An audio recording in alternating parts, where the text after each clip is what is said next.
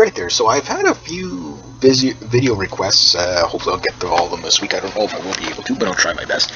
This one was about World War III tanks. What tanks would be used? And we're just talking main battle tanks. I know tanks are have evolved into kind of strange metal beasts of versatility that do, like the CV90s, for example, which are kind of like a mechanical kit. You know, are they an APC? Are they a main battle tank? Are they all of the above?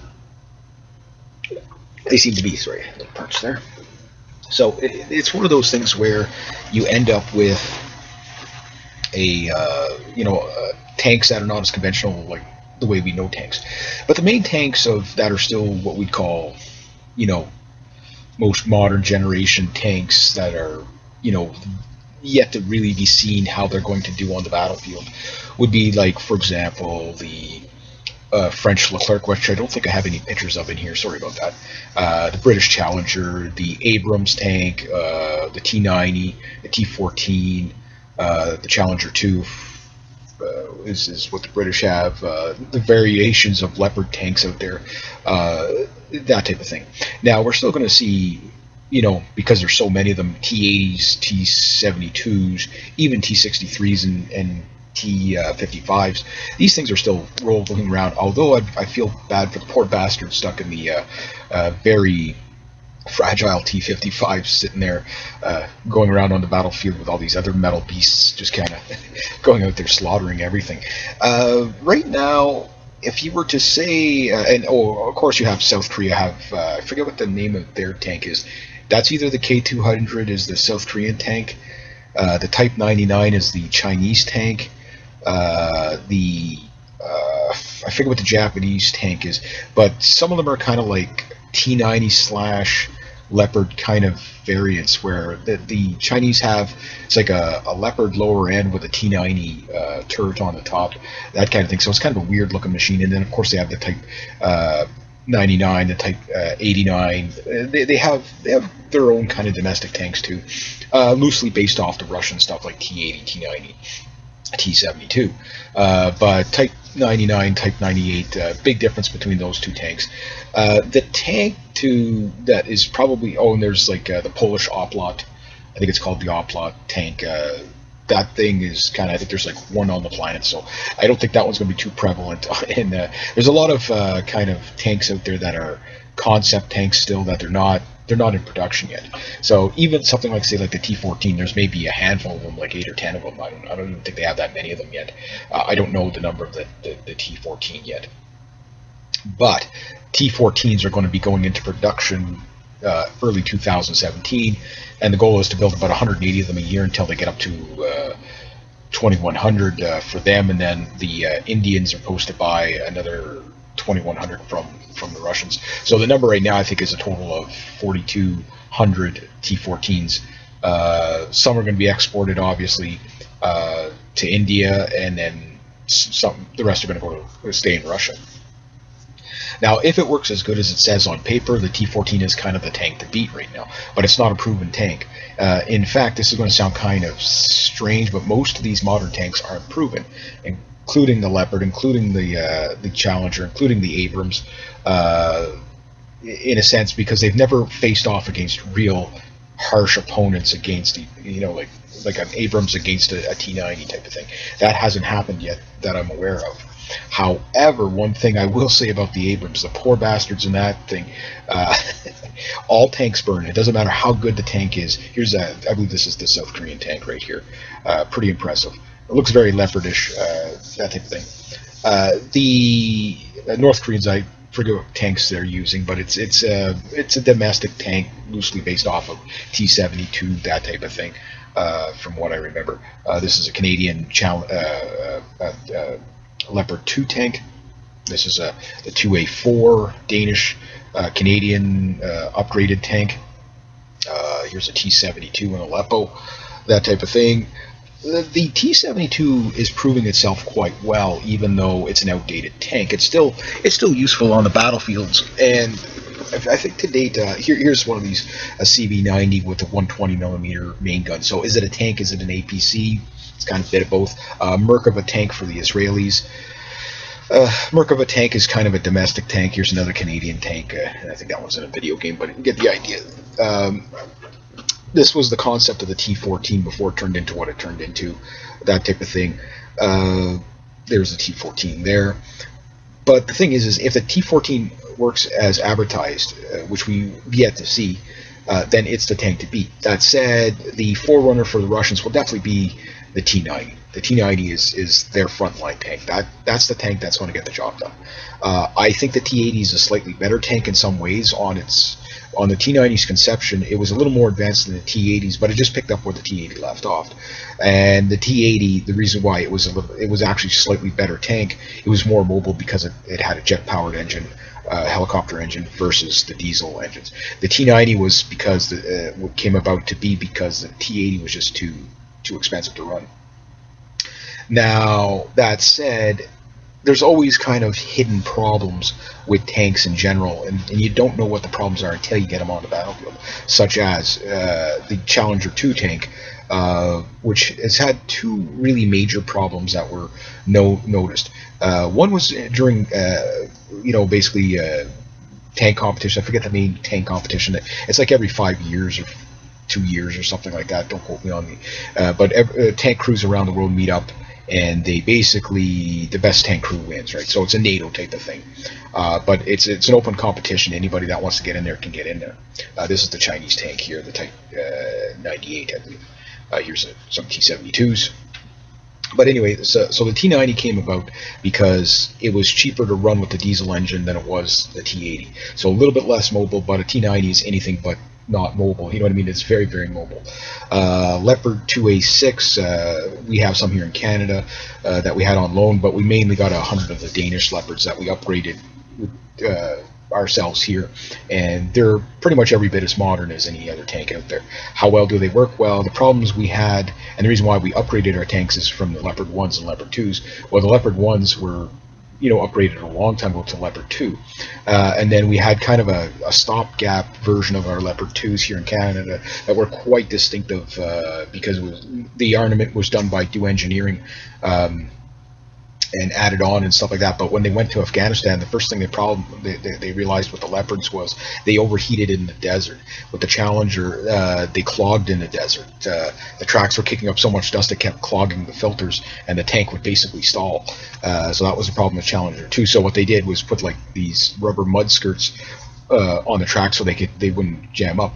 But during that tank competition, I think the Canadians won it that year, and the reason we had an older Leopard 2 tank, and they couldn't figure out why the Challenger tank, which was even more advanced than the Abrams tank at the time on the battlefield, this is probably back in the 90s, okay, they couldn't figure out how it got beat by a Leopard 2 or whatever older tanks. They couldn't figure it out. They had a problem, and it was the windshield wiper on the monocles wasn't the right speed, and it was either going too fast and smearing the monocles so you couldn't see. If you can't see, you can't fight, especially in the tank. It's not like you got amazing visibility. Now it's a little different because you've got big computer screens and stuff like that, and cameras and sensors. But back then, you had to do everything through the monocles, right? And it's not like you got a lot to look through. So if those things were smudged to begin with, then what had ended up happening is you couldn't see, and if you couldn't see, by the time you saw your opponent, he'd already shot you 4 times, right?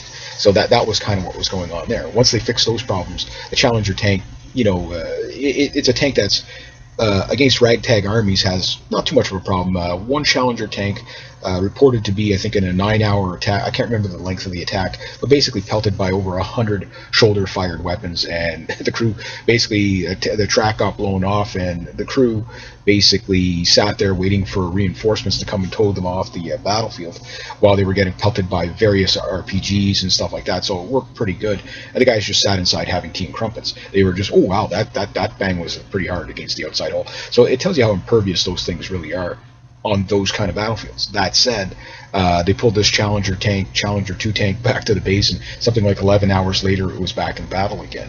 So very good, but that's not the same as going toe-to-toe with a 125 millimeter kinetic energy round coming into your hull, or tandem warheads, or now what which I think is going to be the new norm is triple warheads. Basically, the way a tandem warhead works is it comes in, blows off a hole in the hull, and then the charge goes inside and then blows up the inside of the tank. That's pretty much how they work. But with reactive armor, as soon as it hits the reactive armor blows up the projectile, canceling out the explosion. Now, what we're seeing in Syria with these T-72s, T-63s, and a handful of T-90s in there, what we're seeing is that the Russian briquette armor seems to be reactive armor. They're one-hit wonders. I mean, you can only, once you blow that briquette off, now you've got an exposed spot on the tank that can be penetrated with probably a shoulder-fired weapon. But it works very well until that point. So what the Russians have got now is active reactive armor. I don't think anybody else has this right now. I haven't seen it on anything Western at all. But the Leopard tanks, it's like a mechanical kit too. Same with the Abrams. You blow parts off of it, you put new parts on it. The Abrams has proven itself against shoulder-fired weapons pretty good, but where it seems to be having the problem, we see it in Saudi Arabia now. This is why I'm picking on this tank. Again, all tanks burn. An adequate weapon that's being fired at it right now is the Cornet missile and the TOW AGM-71 TOW missile, or BGM-71 TOW missile. These things are made in the States. These are tank killer weapons. Okay, and what we're seeing is T-72s and T-90s getting hit multiple times by these anti-tank weapons, which would normally just completely obliterate anything, and surviving, because these briquette armors work so well. As soon as the thing blows up, the briquette armor cancels the explosion by blowing back on it. Now, the T-90s, they've also been, I don't know how well their active reactive armor is working, because the T-90s are just getting that now. They've already had the active armor, where something hits it and the briquette blows off. The Chobham armor of the Challenger, and I believe the Abrams has the same kind of armor, is rated to be hit with 105mm rounds from pretty close range and survive in the frontal armor. But it's the undersides and the top that are the most vulnerable on tanks. That's usually where it's the thinnest. And the frontal armor on an Abrams, don't quote me, is something like 800mm. So that's pretty thick armor. And even at that, what we're seeing is these TOW missiles, American-made TOW missiles in Saudi Arabia, fired by a bunch of ragtag farmer Houthis. Whenever they fire these anti-tank missiles, they completely obliterate these Abrams tanks. Usually it's the side impacts, because the armor, even though it's reactive, it's not the warhead on whatever the AGM-71 has as a warhead, which I believe blows up above the tank. Doesn't actually hit the tank. It's a warhead that the explosion is above the tank, and I think that's how it's detonating the, because these anti-tank missiles and stuff like RPGs are pretty much like a rifle bullet. You point it at your target, it hits the side of the hull the same way with a bullet is. But some of these missiles, they don't actually hit the hull; they fly above it and then blow a charge down onto it. Some of them do hit direct, depending on the type of anti-tank missile. And right now, Saudi Arabia's got to get another batch of Abrams tanks, because they're starting to run low. Now, mind you, the Saudi crews are not trained like the U.S. crews. In Desert Storm, the U.S. crews proved the Abrams to be a really good tank. It just wiped the floor with the Republican Iraqi Republican Guard T-72s and T-55s and all that. The T-55 really has no place on a battlefield nowadays, although they're still there. Remember, that is the most numerous battle tank ever built in history by the Russians. 95,000 of these things. I mean, there's a lot of scrap steel there. And the problem with these kind of tanks too is you can't really recycle them, because a lot of them have composite ceramic steels, which you can't recycle easily. So that there's a whole bunch of tank graveyards in Iraq and stuff like that. And the thing is this stuff is toxic too. The material's toxic, especially after it's been destroyed like that. So it's hard to clean these things up. But that said, if let's say a French Leclerc, which is kind of a lightweight tank, it's a AMX 60, AMX 80, that type of thing. These AMX tanks that the French have kind of go a bit with the Russian philosophy: keep it light, keep it fast, keep it mobile. And the thing with the AMX 60 and the AMX 80 is that they're very fast and very advanced tanks as well. They also have to do surface to air, that type of thing. They can fire missiles out of the main gun. They can do kind of things like that. So can T-72, T-80, and T-90. There is an anti-tank missile / low-flying projectile helicopter missile that they can fire. I can't remember the name of it, but they can fire it. Merkava tank, Israeli Merkava tank. Its auto rotor system has almost, it looks like a revolver spool, and it carries 4 of these charges in it, depending on what the threat is. So maybe in one you have these 4 different magazines with 4 loads in it, and maybe you choose, you see a tank coming over the horizon, so you can pick, either you know a round that just blows up on impact and gets everybody around it, or you can get a dedicated kinetic energy round, hit the tank, go through it, or maybe a helicopter comes over and you can switch it from switch the shot from a regular anti-tank round to a light a short-ranged surface-to-air missile and fire it right out of the main barrel. So that's the way tanks are doing these things. Now the T-90 apparently is supposed to be able to take out targets beyond 2,700 meters. That's pretty damn good. The longest tank kill in history was done with a Challenger 2 tank at something like 3,300 meters. Something like that. That's a pretty long kill for a tank. The average tank, probably 2,000 meters in. T-72, depending on the variant, 1,500 meters, you might be able to hit something out there. Leopard 1, Leopard 2, 1,200, 1,100, 1,200 meters with a 105 millimeter gun. With 120s, you might get out a little bit further. Now, mind you, that is ideal conditions or standard combat conditions. However, if we look at the Korean War, there were analog tanks and that, especially the Centurion tanks. If they could elevate their gun, they would drive up on it like a sand mobile, elevate their gun, and they could hit targets like ridiculously far as well. Who just kind of fire enough shots, you'll hit something. But shooting and moving, that type of thing. One thing about the T-72s is they're still a fast tank. They're still pretty mobile. They're still pretty low profile. The problem is in their original variant, they can't take a hit. Like you take them out with a couple of hits. Now, I did talk to a T-72 crewman that was in the war in Croatia and Sarajevo and stuff like that, and or Bosnia, sorry, and he was telling me the story. This goes back a couple of years about how their tank, their T-72, got into a fight with a Leopard 2 or Leopard 1 or a Leopard 2, and it took 5 shots to take out the Leopard at the time. And their tank got destroyed by a T-34 eventually, that type of thing. But the thing about that is, at the time, that's the kind of ammunition that was used. Now the ammunition is much more powerful, and the ammunition type makes more of a difference than, I think, the velocity or anything, because now you have to not so much be able to just penetrate through steel. You have to get past the defense system of active-reactive armor. So if the Russians are using active armor now, and again, the way the active part of it works is with the T-90s that they've experimented with is, and it's not quite on the battlefield yet, but I'm sure they're testing some of it in Syria. They've already, those little briquettes that blow off work quite well. So the thing is whenever a round comes in, let's say it's an RPG-7, okay, well, that's a pretty hefty round. So if the sensor can pick that up just before it hits the tank, a briquette will blow off so it doesn't hit the tank at all.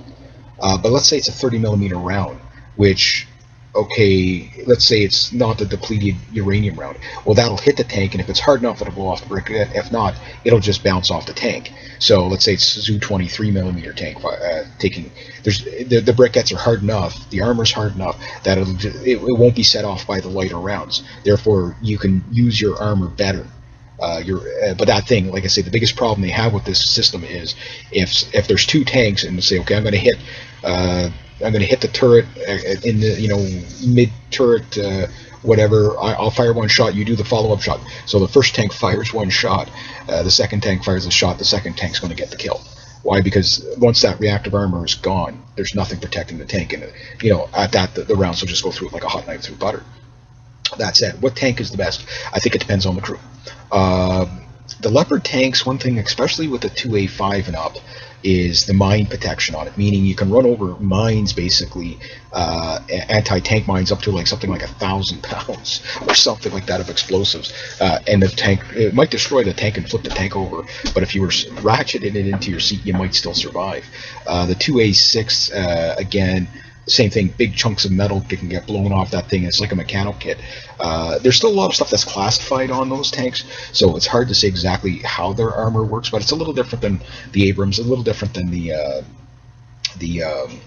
uh, the Challenger. But one thing about the Leopard is that it's always evolving. There's so many variants of Leopard. Like there's the main big variants, but then there's like these kind of one-off, kind of customized. Like here in Canada, our Leopards are different from the German Leopards. When we got our 2A4s from the Danes, we turned them into our own thing. That type of thing. So they're different. The 2A7 is out. The Australians have that. I don't know how many they have, but they have a few. Very advanced in a lot of ways. And again, everything's like a mechanical kit. You want to upgrade it, no problem. I believe everything from 2A4 and up is no longer upgradable. So those tanks might end up on the market as a kind of a budget tank. It's like, okay, well, you might still be able to get parts from them, but you can't modernize them. They've been modernized as far as they could, unless you have a domestic program, which I think would be good. But when we had our tanks in Afghanistan, the biggest problem was they were overheating. The second was, we put RPG fences around them, which are good against the light stuff, but the RPG fences, the RPG technology, even RPG-7, the newer warheads will go through those no problem. So they don't really protect like they used to. So there's always this constant evolving of plates, and you have to understand when, like for example, a lab or a tank, when they ship these tanks, they'll ship the tank, and then they'll ship the armor, the body armor that goes on it after. It's all these plates of stuff that goes on it, and basically you can wreck the plates and just keep replacing the plates. So it's kind of like a chassis with a skirt on it. And after time, when they find a better system, right now the 2A8 Leopard 2A8 is the thing that's coming out. And that's a pretty freaky looking tank. It's very flat, kind of really doubling down on that. 2A6, 2A7 kind of look. Longer barrel for more accuracy, that type of thing. One thing about the Challenger 2 tank is it has a rifled main gun, where almost everything else is not. Everything else is a smoothbore. I don't know about the T14 if it's smoothbore or if it's rifled, but that gives you more accuracy. But however, smoothbore doesn't wear out as fast, right? So there's those type of things. The munitions used, I think, will have more to do with the success of a kill than not. For example, any tank out there right now with a 105mm gun or smaller is going to be pretty outgunned, especially if they're using that older ammunition, which NATO has tons of that, so they probably would have sold it off to a lot of third world countries, second world countries. Okay, well, they got like Leopard 2s or something like that. They want something for defense. Maybe they're a neutral country, so 105mm is good enough for them. But even the stock T-72 in its original variant at 1,500 meters could take a direct hit from a 105mm of the day. So that was pretty good. That was pretty good armor for its day. That said, that 125mm gun was designed with the autoloader system, was designed to take out tanks a little bit further out, the NATO tanks a little bit further out, so that it could stay in the safe zone of 1,500 meters and fire their rounds and get a kill earlier. But like I said, going back to back in the day, the tanks, they had kinetic energy rounds, but they didn't have it like today. Today it's like, okay, it's really specialized armor, and these kinetic energy rounds, these are one-shot kills. They're a little harder to aim, but once you if your tank takes a direct hit by that thing will go right through frontal armor or whatever, that type of thing. Some of these things will go through more than 800mm of armor. It's unbelievable how powerful these weapons are. That type of thing, to the point, and this is kind of true to all tanks. Whenever that main gun blasts, you got to be behind the tank, or if you're beside the tank, it's going to knock you over. If you're right beside the, like standing parallel to the muzzle type of thing, that can kill you. That's how much concussion comes out of that thing. Just that pressure wave. Plus, not to mention all the dust. You can see like the tanks, especially in the desert, a lot of them can move panels forward to kick the dust forward, that type of thing. So that can be help out too. One of the things that makes the Leopard and the Abrams and stuff like that have such a great advantage is their modernization programs that they've had. For example, years ago, in World War II and stuff like that, and battles in between, you would go get in your tank, you'd be with your unit or whatever, there might be some 8 PCs or whatever, and you would be crawling along, rumbling and shaking the ground and terrifying anything in your path, to all of a sudden come around a corner and, oh my god, there's a T-72 or something like that, and then it's game on, right? So it was kind of hunter-killer, first shot, first see, first kill, that type of thing. But now it's different. This is one of the huge advantages that Leopard had, was its communication systems, and I'm sure the Abrams is the same now too. Well, I know the Abrams is the same. Is before you even go around the corner, you already know where the enemy is because you're linked up to satellite. And so this way you're less likely to do a friendly fire incident, and that's a huge advantage. So Challenger, Leopard 2, Leopard and up type of thing, Leopard 2A5, 2A4, 2A3s even probably have this technology, and everything modern is all now digitized.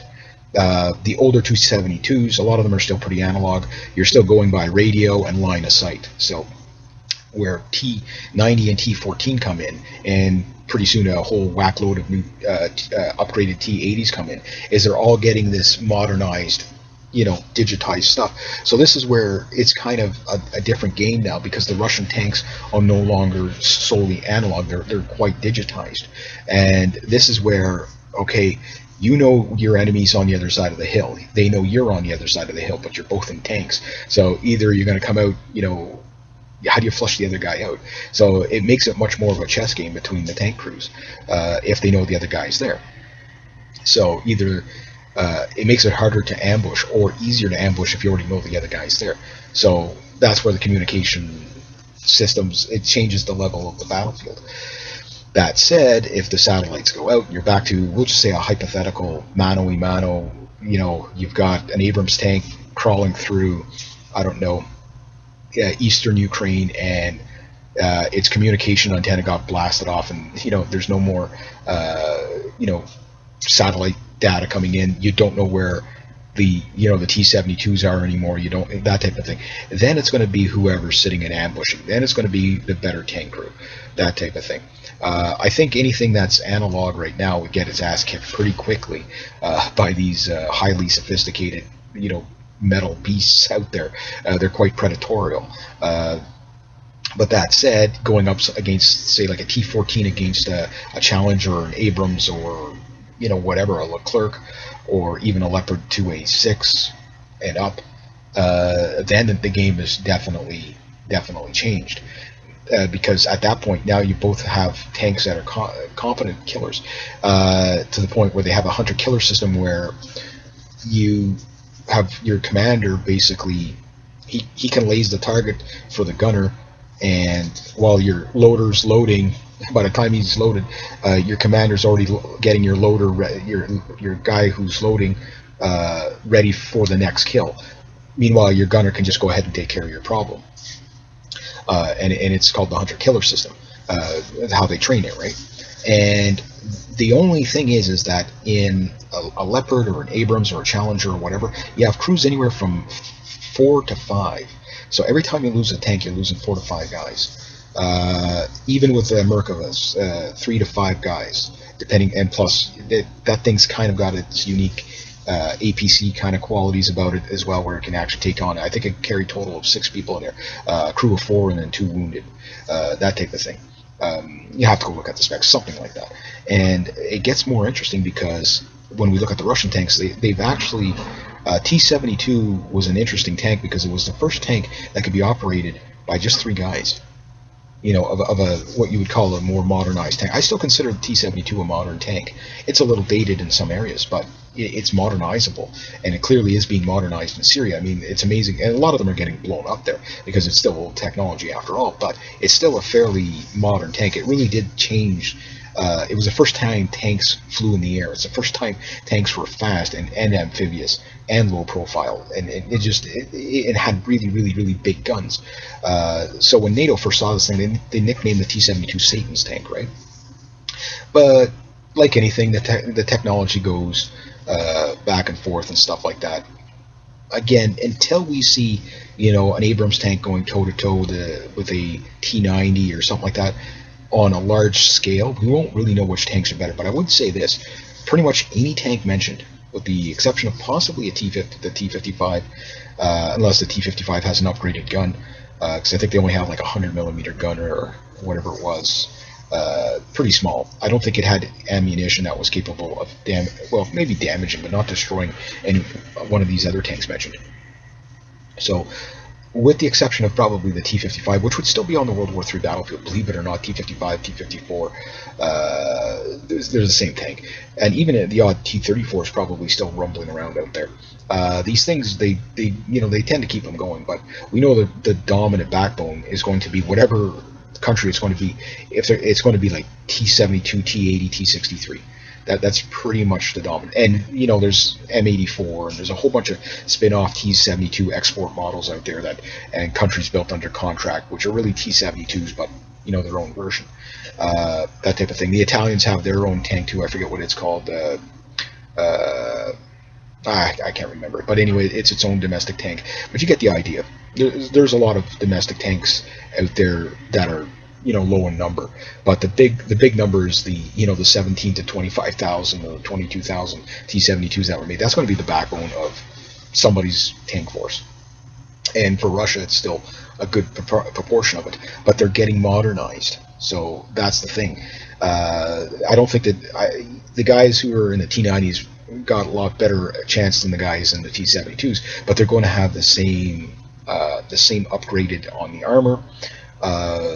Because they can only upgrade the T-72s to so much. That's why they're starting to turn the T-72s into different kind of things, not so much frontline tanks, but like the TOS flamethrower system, that type of thing.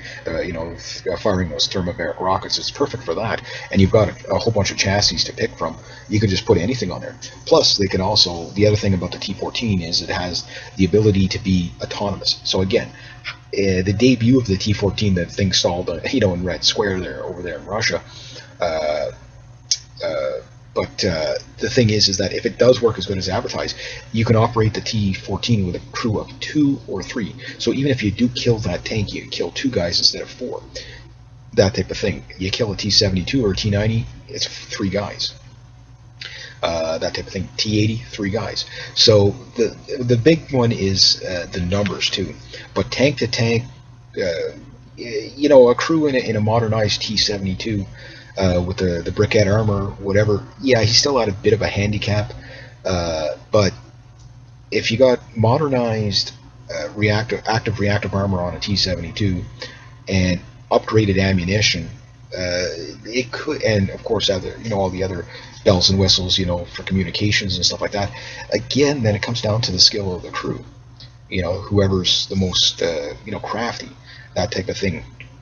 The countermeasures, how well you use your countermeasures, especially against anti-tank weapons. I think anti-tank weapons are going to be more of a threat than the tanks are, just because you can build an anti-tank weapon at a rate of probably 100 to 1. You know what I mean? So these tanks, to be able to make sure that you can survive these hits, again, I don't know which tank would be the best.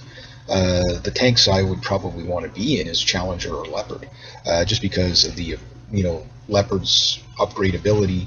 It is amphibious. This thing can go under 45 feet of water with a snorkel on it. I mean, it's pretty impressive. That type of thing. So it's like a tank submarine in one. Again, I don't know who would be the best. What tank would be the best, because every one of them has their. I mean, all of them, if they get hit in the rear, they're all pretty much done. There's almost no protection in the rear of any of these tanks that's of any substantial to stop one of those tank killer rounds coming in. But, like anything, we'll have to wait and see. So, I don't know which one would really be the best, because each one seems to have, for example, the bigger tanks that are, like Leopard, it's not the heaviest of tanks. Merkava would be probably the heaviest of tank. But even those things are getting destroyed quite easily. At one point, when those things came out, they were the most survivable tank on the planet. Just where they put their driver off to the side, so and the engine in front. So the engine, incoming rounds would basically, the engine would take the hit, not the crew, because the Israelis figured that, well, it's a lot quicker to build a tank. It takes 5 years to bring a tank crew up to scratch, right? Same with their pilots. The men were more valuable than what the tank was. But the problem now is, like, you're getting like in Lebanon, even the Merkavas are getting their asses kicked. These are big, heavy tanks, and although very mobile, but people know how to destroy them now. Once they figure out how to destroy them, then now you got to go back and design a new tank. So the other thing about the tanks being either like a drone remote or possibly autonomous, then you're just blowing up pieces of metal. So that's kind of thing. So that said, tanks warfare in urban areas versus, if you have like a leopard in open country, I mean that's where you want the leopard. You don't want it in going through the city. T-72, you definitely, the worst place for a T-72 to be is in urban fighting, and that's where they are in Syria. Because if there's a guy on top of the building, uh, that's it. He fires straight down. That's pretty soft on top there. So that's almost a guaranteed kill. And pretty much all the tanks you see getting T-72s, you see getting destroyed in Syria. They get hit where the reactive armor was already blown off is one, or the second one is it's an ambush from the top. It seems the other one is they run over an anti-tank mine and then get blown up that way. So top, bottom, and back. That's the worst places for almost all tanks. That type of thing. That said, I don't know. Again, everybody's going to say no. This tank is going to be the best. No, that tank's going to be the best. But if we just use World War II as a benchmark, because we've never seen tank warfare like World War II. You basically had, three real prominent tanks that stand out. Number one would be the Sherman tank for the Americans, the Tommy Burner. This thing had a radial engine in it and a 72 or 76 millimeter main gun, and it was lightly armed. It was fairly fast for what it was at the time, but it was gas powered. It wasn't diesel powered. It was gas powered. So these things, that's why they called them Tommy Burners, because they lit up pretty quick. Then you had the terrifying German Tiger tank, which the psychological warfare of that thing was just, if anybody's seen that tank battle in the movie Fury, it kind of gives you an idea of what it would have been like to see one of these Tiger tanks coming out at you with a big 88 millimeter gun that could kill you from so much further away. The kill rate for the Tiger was something like 4 to 1, but there was so many Shermans that it ended up numerical superiority just took over, even though the Tigers were killing them at a rate 4 to 1. And then you had the T-34, the pretty much underdog of all the tanks. It was light, it was fast. It had sloped armor. It wasn't really that heavily armored at all. It was really simple, which made it more reliable. And then the Russians stuck with that philosophy the whole time. The Germans looked at the T-34 and they laughed at it. You opened up the driver's spot and there was just a yoke. There was just a yoke there. This thing was like a Model T Ford. It was super simple, but it worked. It worked great. It didn't have the same kind of upper bogies like the Tiger had, like dual road bogies, and the Sherman had like an upper set of bogies and the lower bogies. But the T-34 didn't have that. It just had one set of bogies, and which actually made it even more reliable, made it more mobile, reduced weight, reduced maintenance. So it was a win-win-win, that type of thing. But all three tanks, all of them got destroyed at some point. Each one of those tanks could destroy the other, even though the Tiger was the most impervious of the bunch. It was still, if you hit it in the right spot, that was it. So I think it goes the same as we look at the Abrams tanks now being blown to bits. In Saudi Arabia there by the Houthis, because the weapons that are being fired at it, again, U.S. made anti-tank missiles, so the Russian anti-tank missiles as well are pretty much going to do the same things to the Abrams. The Abrams needs to be upgraded. If you go into war right now with the Abrams tanks, you're dead. That's the new Tommy Burner. That said, we're watching all kinds of footage. You can call like Syria the GoPro war. I mean, it's pretty much, they got GoPros on tanks, the T-72s. Again, there's no shortage of guys getting blown up there, but what you are seeing is that when something like a T-63 or a T-72 can survive a TOW missile hit, that's pretty impressive considering the power of a TOW missile. But that's the technology. So at some point, the next anti-tank missile obliterates the Russian armor. So it's kind of a cat and mouse game of trying to make sure you can make sure your tank is going to beat the next weapon that's going to come against it, right? But if we're just talking no anti-tank weapons, just main gun to main gun, steel beast to steel beast, kind of like a World of Tanks kind of combat scenario. If I had my choice, yes, I would probably go with the most, like a 2A8 Leopard tank. Why? Just because the mobility of it, the reliability of it, the the armor underneath, the armor on top, that type of thing, the technical advances of it, the coaxial gun on top, so my crew's all inside, nobody's on top, that type of thing.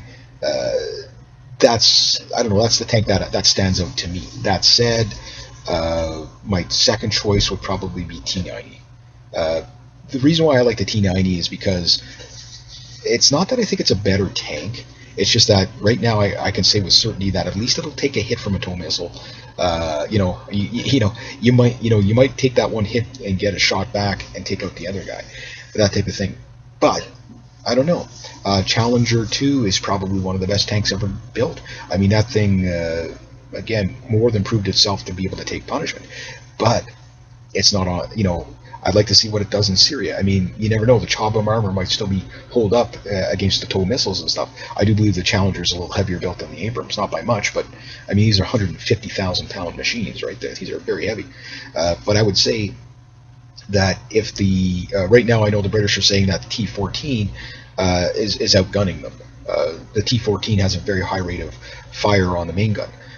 One of the drawbacks to the autoloader systems on the T90 and the T80 and the T72s, and I guess the T14s as well, is that the older systems, the T14 can shoot something like 15 to 20 rounds a minute, which is that's like a shot every 3 seconds.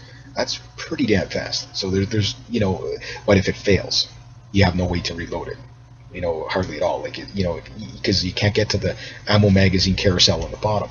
The biggest problem with the T80, T90, and T72 is the ammo magazine is right, where it is at the bottom of the turret.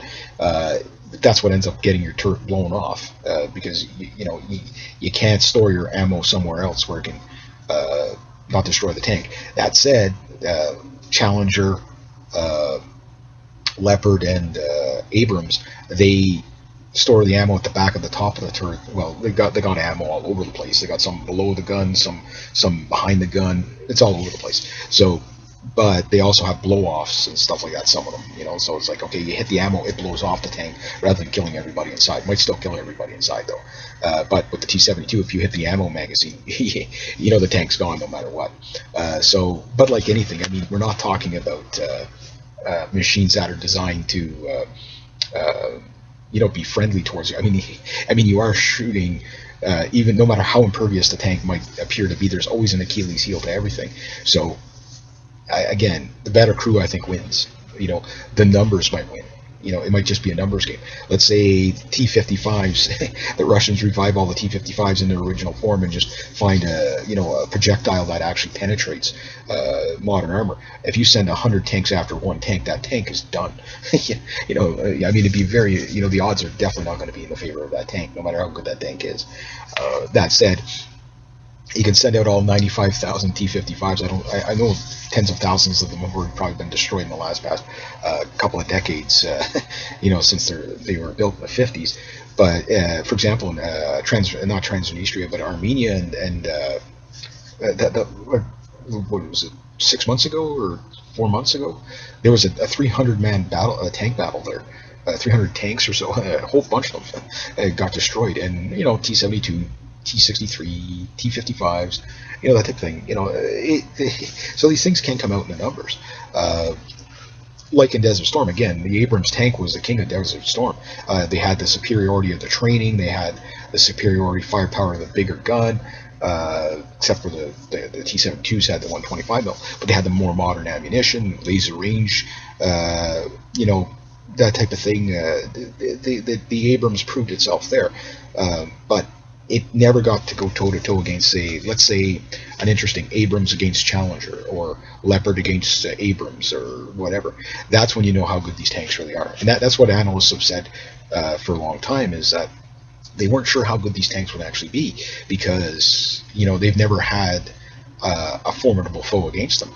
But that could change in the near future, especially with all these upgrading of older tanks, and they're cheap upgrades. That's the thing too. This briquette armor that is going on the T-72s, the Russians could pound this stuff out as fast as you can imagine. So let's say all of a sudden, U.S. foreign policy puts the U.S. in another country that, okay, somewhere in Africa, for example, and all of a sudden, a brigade of T-72s come out, and they're already upgraded. All of a sudden, where you'd normally see the U.S. go in and completely take control of the area, all of a sudden you got like a tank rampage and everything's burning there. It'd be a slaughter fest.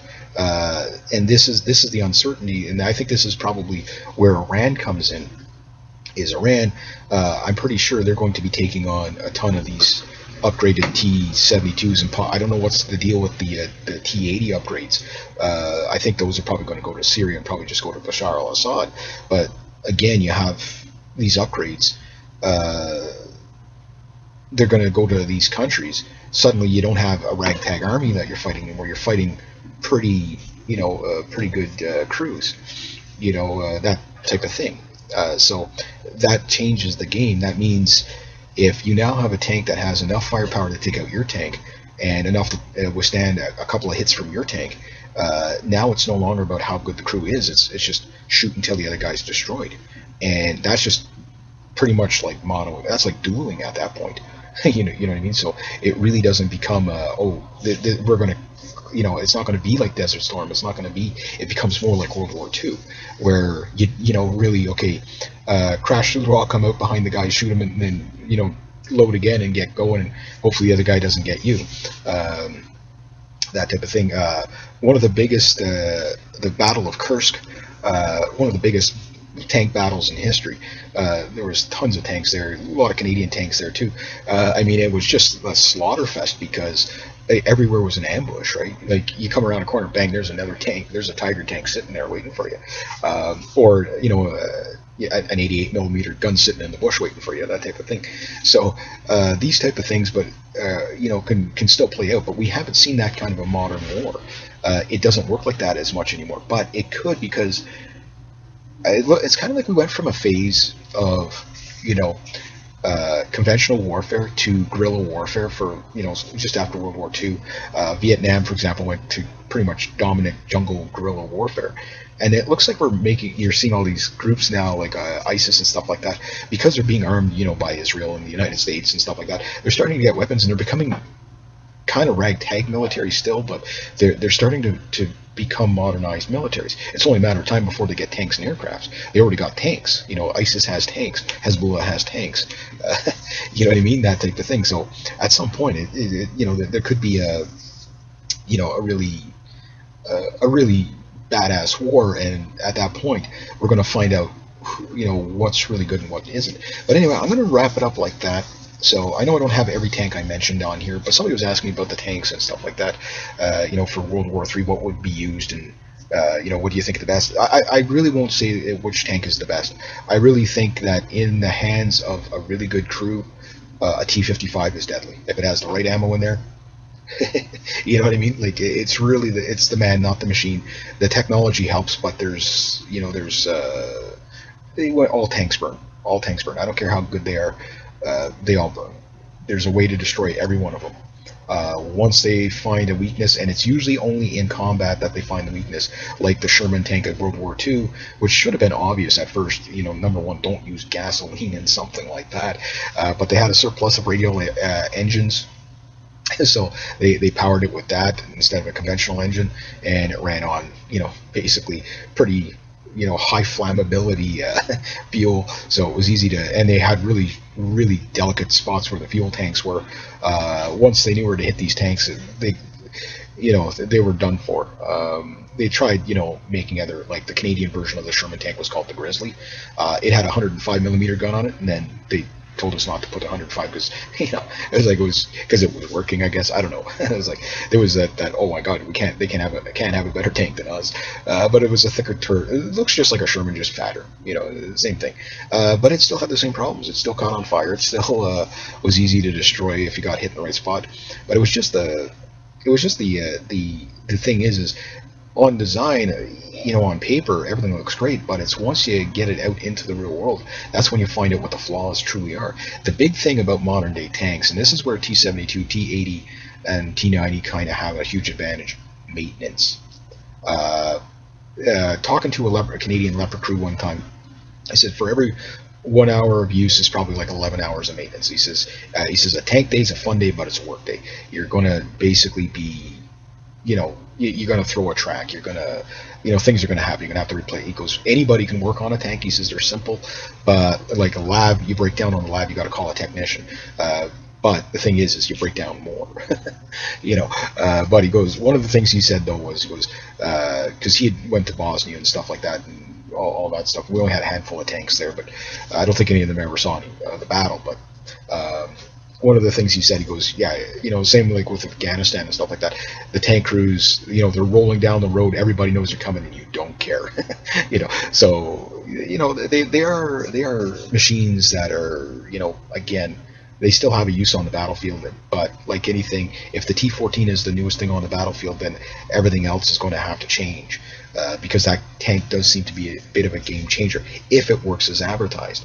I have a feeling, like everything, there's always some major flaw somewhere. So anyway, I guess I'll leave it at that. We'll have to wait and see what happens.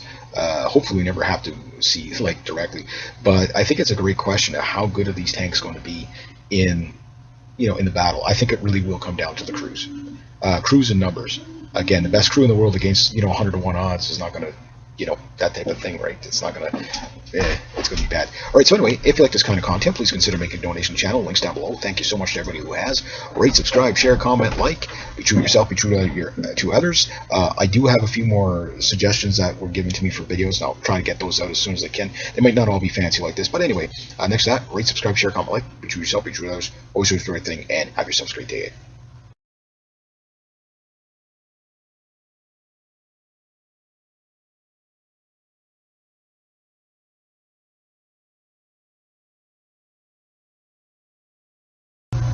G'day, hi, and welcome. Right there, so I've had a few busy video requests. Hopefully I'll get through all of them this week. I don't know if I will be able to, but I'll try my best. This one was about World War III tanks, what tanks would be used. And we're just talking main battle tanks. I know tanks are have evolved into kind of strange metal beasts of versatility that do, like the CV90s, for example, which are kind of like a mechanical kit. Are they an APC? Are they a main battle tank? Are they all of the above? They seem to be, sorry, a little punch there. So it's one of those things where you end up with tanks that are not as conventional like the way we know tanks. But the main tanks that are still what we call, most modern generation tanks that are, yet to really be seen how they're going to do on the battlefield would be like, for example, the French Leclerc, which I don't think I have any pictures of in here. Sorry about that. The British Challenger, the Abrams tank, the T90, the T14, the Challenger 2. This is what the British have. The variations of Leopard tanks out there, that type of thing. Now we're still going to see, because there's so many of them, T80s, T72s, even T63s and T55s. These things are still rolling around, although I feel bad for the poor bastard stuck in the very fragile T55 sitting there, going around on the battlefield with all these other metal beasts just kind of going out there slaughtering everything. Right now, if you were to say, of course you have South Korea have, I forget what the name of their tank is. That's either the K200 is the South Korean tank, the Type 99 is the Chinese tank, I forget what the Japanese tank is, but some of them are kind of like T90 slash Leopard kind of variants, where the Chinese have, it's like a Leopard lower end with a T90 turret on the top, that kind of thing. So it's kind of a weird looking machine. And then of course they have the Type 99, the Type 89. They have their own kind of domestic tanks too, loosely based off the Russian stuff like T80, T90.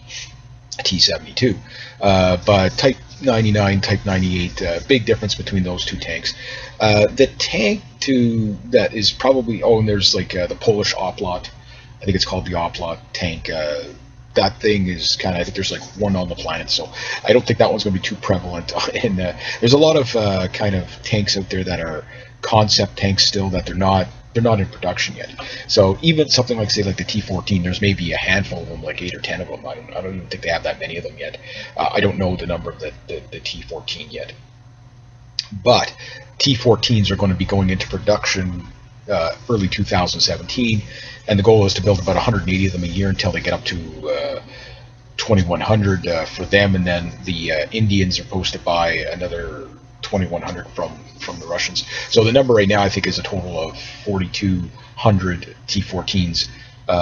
Some are going to be exported, obviously, to India, and then the rest are going to stay in Russia. Now, if it works as good as it says on paper, the T-14 is kind of the tank to beat right now, but it's not a proven tank. In fact, this is going to sound kind of strange, but most of these modern tanks aren't proven, including the Leopard, including the Challenger, including the Abrams, in a sense, because they've never faced off against real harsh opponents against, like an Abrams against a T-90 type of thing. That hasn't happened yet that I'm aware of. However, one thing I will say about the Abrams, the poor bastards in that thing, all tanks burn. It doesn't matter how good the tank is. I believe this is the South Korean tank right here. Pretty impressive. It looks very leopardish, that type of thing. The North Koreans, I forget what tanks they're using, but it's a domestic tank, loosely based off of T-72, that type of thing, from what I remember. This is a Canadian Leopard 2 tank. This is the 2A4 Danish Canadian upgraded tank. Here's a T-72 and Aleppo, that type of thing. The T-72 is proving itself quite well, even though it's an outdated tank. It's still useful on the battlefields, and I think to date, here's one of these, a CV-90 with a 120 millimeter main gun. So is it a tank? Is it an APC? It's kind of a bit of both. Merkava tank for the Israelis. Merkava tank is kind of a domestic tank. Here's another Canadian tank. I think that one's in a video game, but you get the idea. This was the concept of the T-14 before it turned into what it turned into, that type of thing. There's the T-14 there.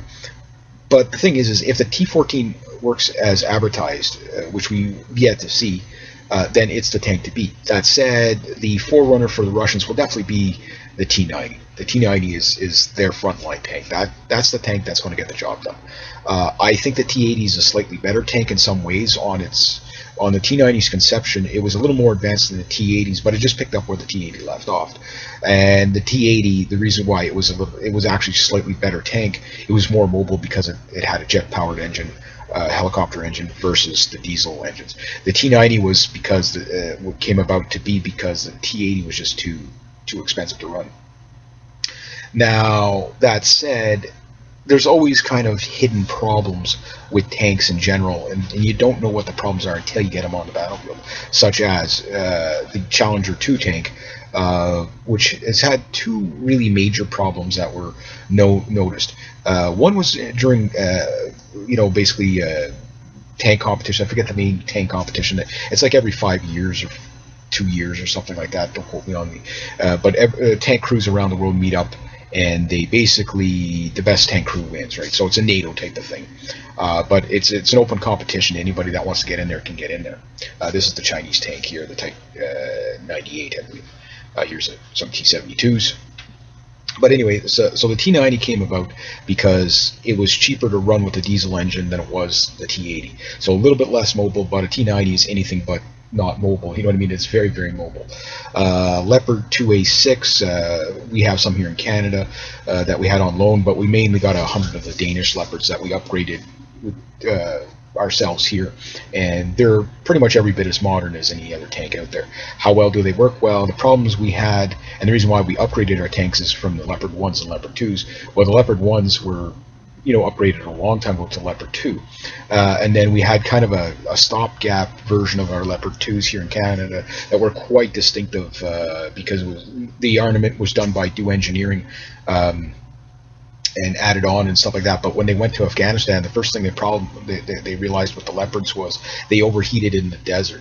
With the Challenger, they clogged in the desert. The tracks were kicking up so much dust it kept clogging.